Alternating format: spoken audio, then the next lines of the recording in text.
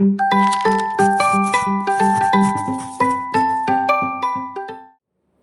Everyone, आज हम इस वीडियो में पढ़ेंगे मॉलिक्यूलर मास और मोलर मास। ठीक है, इस टॉपिक को हम पूरा क्लियर कर लेंगे।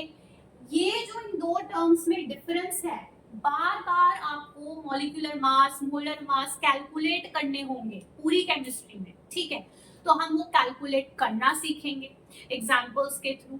इन दोनों में ना बेटा, मैं आपको बताऊं तो वैल्यू सेम होती है, यूनिट्स का फंडा होता है। वो जो यूनिट्स का फंडा है वो हम यहाँ पे पूरा डिराइव करके देखेंगे, समझेंगे कि क्यों है, कैसे है। तो चलो शुरू करते हैं। ठीक है, सबसे पहले इन वर्ड्स का मीनिंग समझो। इनका जो मीनिंग है इनके नाम में छुपा है।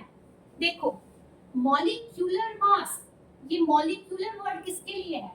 ये बेटा वर्ड है मॉलिक्यूल के लिए। ठीक है, मॉलिक्यूल के लिए। जबकि मोलर मास में जो ये मोलर वर्ड है ये है बेटा मोल के लिए।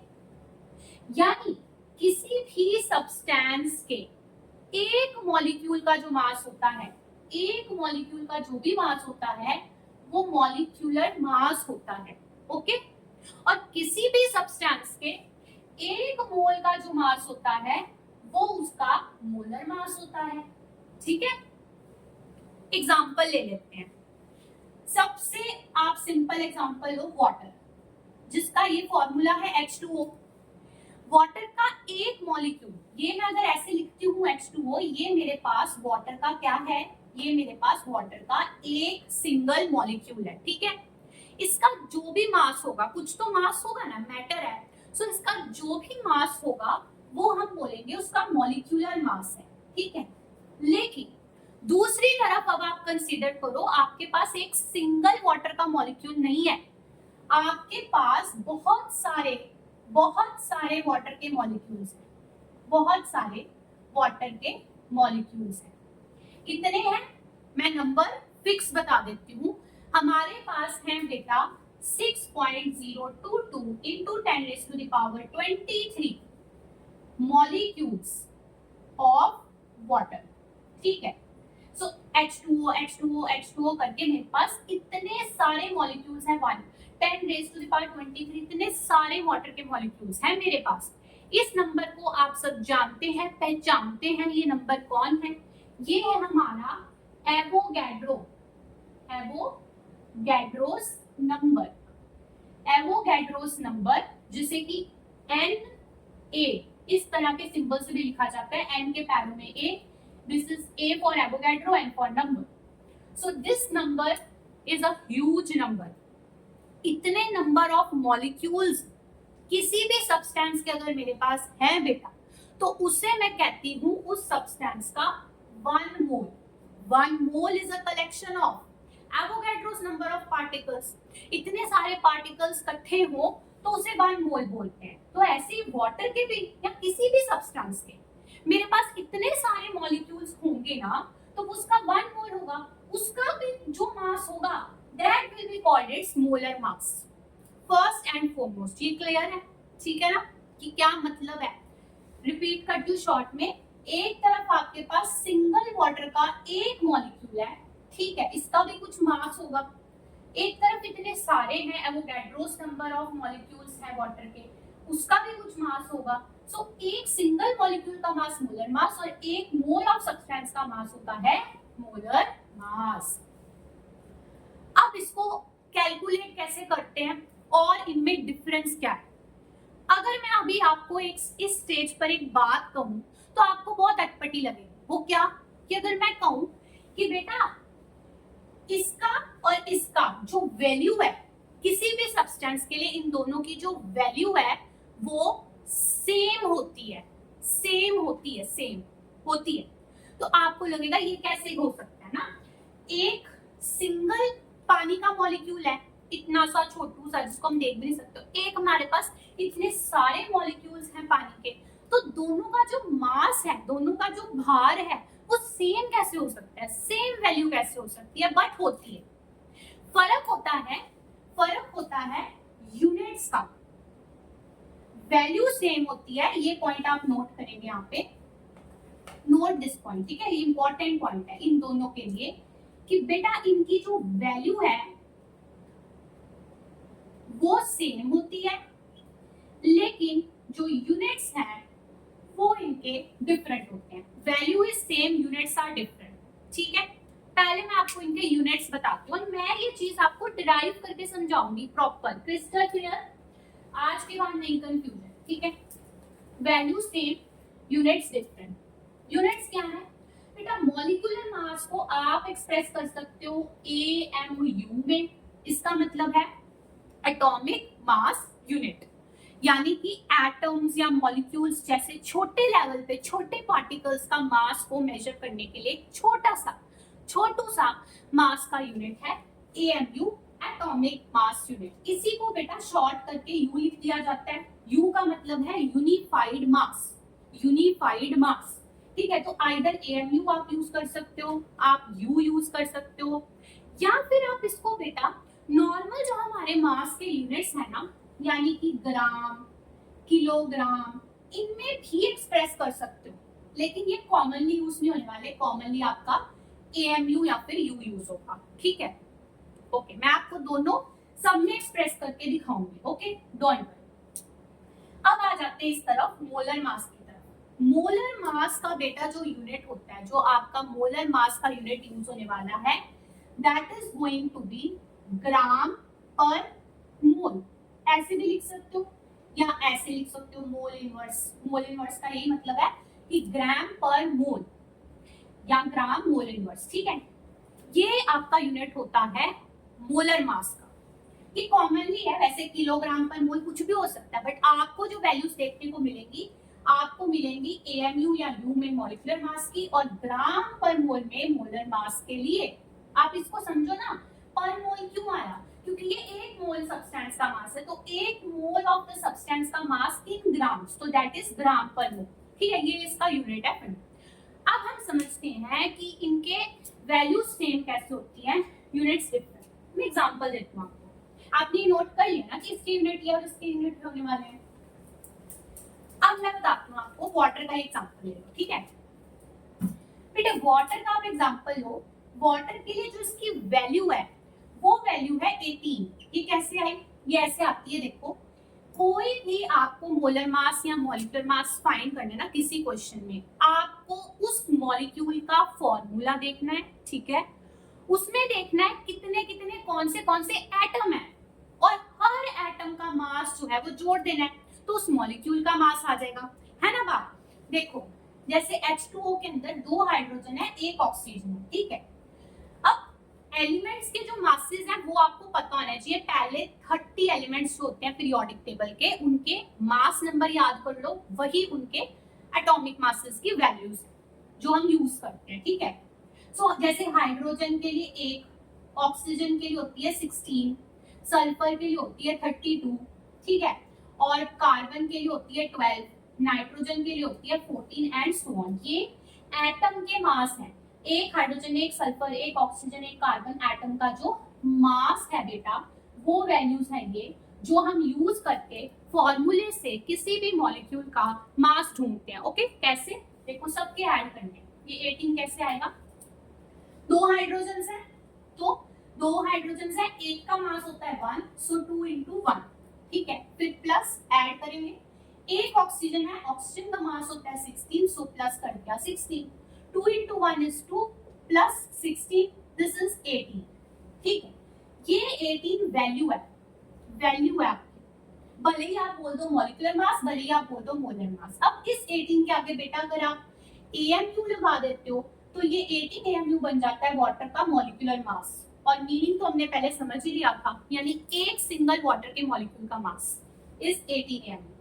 अब इसमें अगर इसके आगे मैं यूनिट लगा देती हूँ ग्राम पर मोल, तो ये 18 ग्राम पर मोल, ये 18 ग्राम पर मोल मेरे पास बन जाता है वाटर का मोलर मास, मीनिंग उसके एक मोल का मास। एक मोल वाटर यानी इतने सारे वाटर के मॉलिक्यूल्स का मास है 18 ग्राम पर मोल।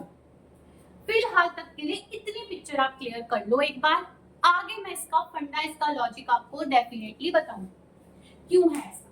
ठीक है, पहले ऐसे ही हम अब इसका फंडा समझते हैं कि ऐसा कैसे हो सकता है। है ना। इमेजिन करने में क्या लगता है कि एक तरफ एक सिंगल पानी का मॉलिक्यूल था, एक तरफ इतने सारे पानी के मॉलिक्यूल थे, तो फिर उनके मास की वैल्यू सेम कैसे आ गई? भले यूनिट हमने अलग लगा दिया, वो यूनिट्स का ही फंडा है। क्या है देखो, ये क्लियरली समझना और इसे आप नोट कर सकते हैं, ठीक है। देखो, हमने बोला हमारे पास वाटर का मॉलिक्यूल है H2O, हमने उसके एटम्स के मासेस जोड़े, तो हमारे पास उसके एक मॉलिक्यूल का मास आ गया 18 AMU। ठीक है यहाँ तक। अब बताओ, इस AMU को बेटा हम ग्राम्स में एक्सप्रेस करते हैं सबसे पहले। Let us change this AMU to gram. तो आपको ये रिलेशन पता होना चाहिए कि 1 AMU is equal to how many grams? It is equal to बेटा 1.66 into 10 to the power minus 24 ग्राम। ठीक है, ये रिलेशन है इन दो यूनिट्स में, AMU और ग्राम। ये जो दो यूनिट्स हैं हमारे भार के, हमारे मास के जो दो यूनिट्स हैं, उनमें ये रिलेशन है कि 1 AMU इतने ग्राम्स के इक्वल होता है। ठीक है, तो 18 AMU कितने ग्राम्स के इक्वल होगा? We will multiply this with this value 1.66 into 10 is power minus 24। तो अब मेरे पास जो वैल्यू है वो ग्राम्स में आ जाएगी। पहले AMU में थी, मैंने AMU को इस रिलेशन से ग्राम्स में बदल दिया। सो ग्राम्स में मेरे पास वाटर के एक मॉलिक्यूल का जो मास है वो इतना है, इतना है। ठीक है, अब ये है एक मॉलिक्यूल ऑफ वाटर का मास। ठीक है, अगर मुझे 1 मोल वाटर के मॉलिक्यूल्स का मास निकालना है, जो मैंने बताया Avogadro's number of water molecules, मतलब अगर मुझे इसे कन्वर्ट करना है मोलर मास में, तो मैं क्या करूंगी? ये एक सिंगल वाटर मॉलिक्यूल का मास है, तो 6.022 into 10⁻23 वाटर मॉलिक्यूल्स का मास कितना होगा? एक का इतना है, उतनों का कितना होगा? इसको हम एवोगैड्रोस नंबर से मल्टीप्लाई कर देंगे, तो हमारे पास एक मोल वाटर का मास आ जाएगा।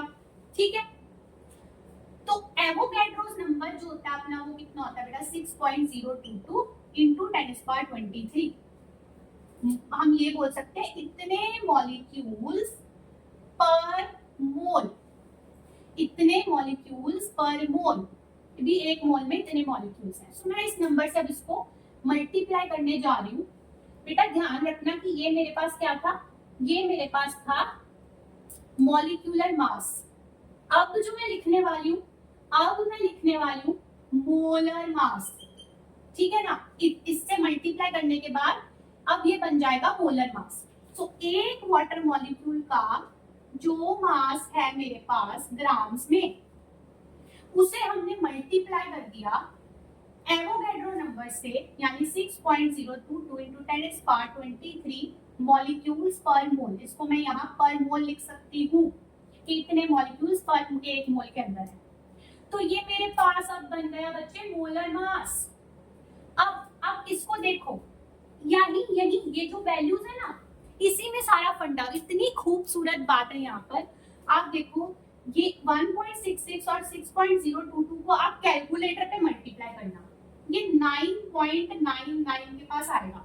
ठीक है, अब यहाँ पे क्या है? 80 मल्टीप्लाई है, 10 की पावर माइनस 24 है और 23। इनको बेटा सॉल्व करोगे, बेसिस सेम है, पावर्स ऐड हो रही है, 24 माइनस का प्लस का 23, तो माइनस का 1 बच जाएगा। ठीक है, इस 10 टू द पावर माइनस 1 को बेटा मैं अगले स्टेप में क्या लिख सकती हूँ? मैं यहाँ पे लिख सकती हूँ कि इसके नीचे ला सकती हूँ ऐसे, 10 पावर माइनस 1 को नीचे ले गए, 10 पावर प्लस 1 हो गया। अब इससे मैं यहाँ पे डेसिमल लगा सकती हूँ। ठीक है, 80 ये किसके बराबर हो गया? 80 मल्टीप्लाई बाय यहाँ पे आ जाएगा 0.99, 0.999, और ये 0.99 बेटा क्या है? ऑलमोस्ट 1 के ही तो बराबर है। 0.999 राउंड ऑफ करो, क्या आएगा? 1 आएगा। सो मेरे पास क्या आ गया? 18 मल्टीप्लाई बाय 1। आगे यूनिट्स क्या बचे थे? ग्राम पर मोल। सो यहाँ पे आ गया ग्राम पर मोल। 1 ये सारी जो बेसिकली मतलब कहने का ये कि जो ये पूरी की पूरी वैल्यूज थी ना, ये जो पूरा फैक्टर था, ये पूरा रिड्यूस होके 1 में चेंज हो गया। सो ऑलमोस्ट 1 आ गया, राइट। सो इसीलिए ऑलमोस्ट वही वैल्यू 18 के बराबर आ गया। तो हम कह सकते हैं मोलर मास मेरे पास क्या आया है, मेरे पास आया है 18 ग्राम पर मोल। तो यही मैंने आपको चीज कही थी, ध्यान से देखो, 18 ग्राम पर मोल आया है मोलर मास, जबकि 18 AMU था मॉलिक्यूलर मास।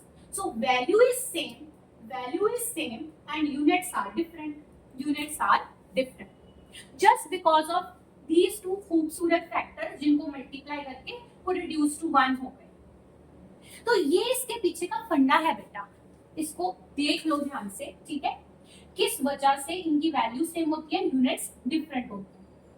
ये आप एक बार नोट कर लो, समझ लो, बिल्कुल लॉजिक है। मैं अगर रिपीट भी कर दूं शॉर्ट में कि मेरे पास 18 AMU एक वाटर मॉलिक्यूल का मास है, पहले मैंने AMU को ग्राम में बदला इस रिलेशन से, मल्टीप्लाई बाय दिस, ठीक है जी। अब ये एक वाटर मॉलिक्यूल का मास है ग्राम्स में, ये AMU में था ग्राम्स में। अब मेरे को एक मोल वाटर मॉलिक्यूल्स का मोलर मास ढूंढना है, तो मैं एवोगैड्रो नंबर से मल्टीप्लाई कर दूंगी। सो मैंने इस वैल्यू को एवोगैड्रो नंबर से मल्टीप्लाई कर दिया, तो इस तरह से ये रिड्यूस होके 1 और मेरे पास आ गया यूनिट ग्राम पर मोल, तो वैल्यू आ गई 18 ग्राम पर मोल। ऐसा ही बेटा अब हर एक सब्सटेंस के लिए होने वाला है। कोई भी आपको फॉर्मूला आता है ना किसी भी मॉलिक्यूल का, उसके लिए आपने सभी एटम्स के मासेस ऐड करके उसका मॉलिक्यूलर मास ढूंढना है, ठीक है।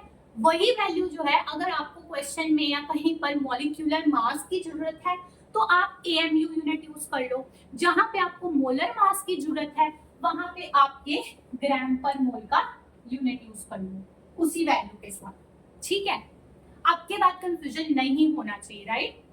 चलो अब हम क्या करते हैं, अब हम ना कैलकुलेट करके देखते हैं और एग्जांपल्स लेते हैं ताकि हम जल्दी जल्दी कैलकुलेट कर सकें। सबसे आपको जो ज्यादा कॉमन एग्जांपल्स दिखने वाले हैं ना क्वेश्चंस के अंदर, मैं वही एग्जांपल्स ले लेती हूँ आपके लिए, ठीक है।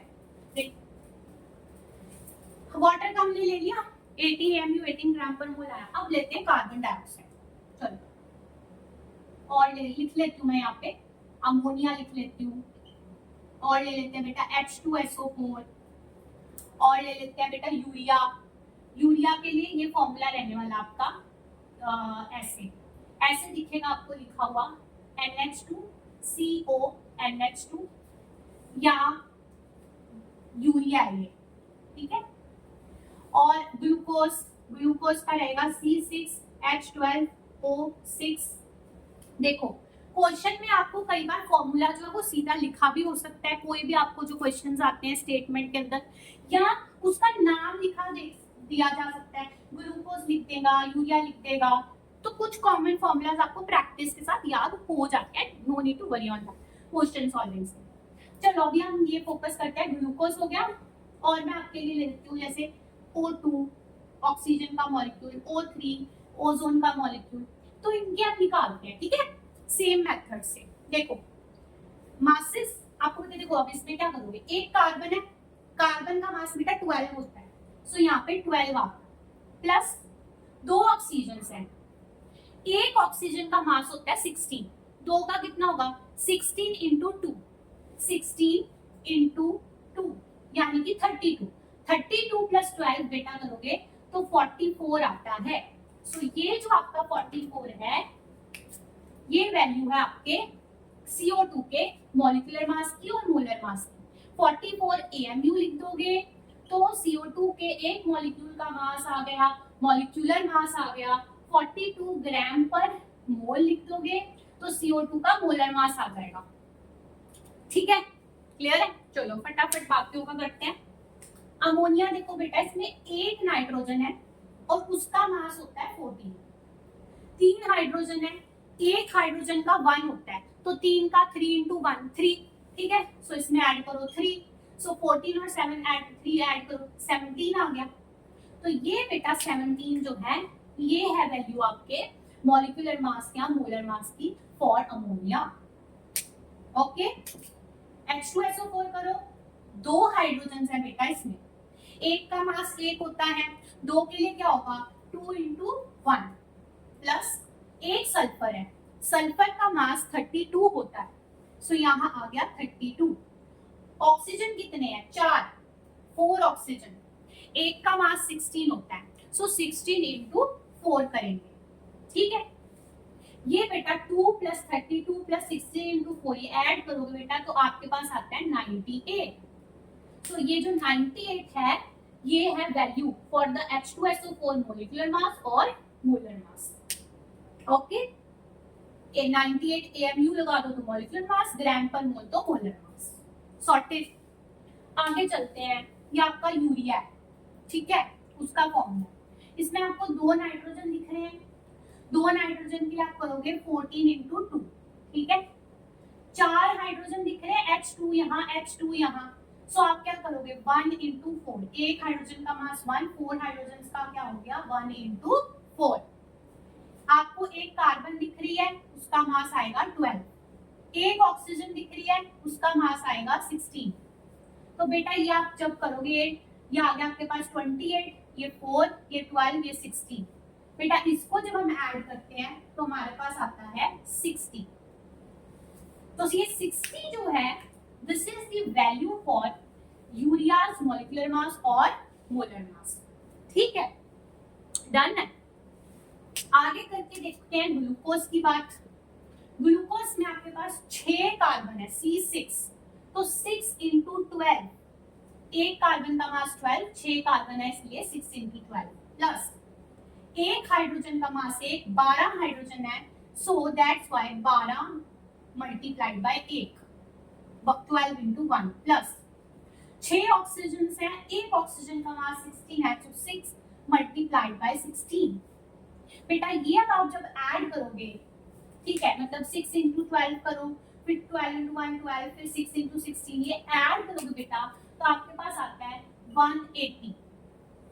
ये जो 180 वैल्यू है ये है आपके ग्लूकोज के लिए मोलर मास या मॉलिक्यूलर मास की वैल्यू। सो ग्लूकोज का मोलर मास कितना हो गया 180 ग्राम पर मोल।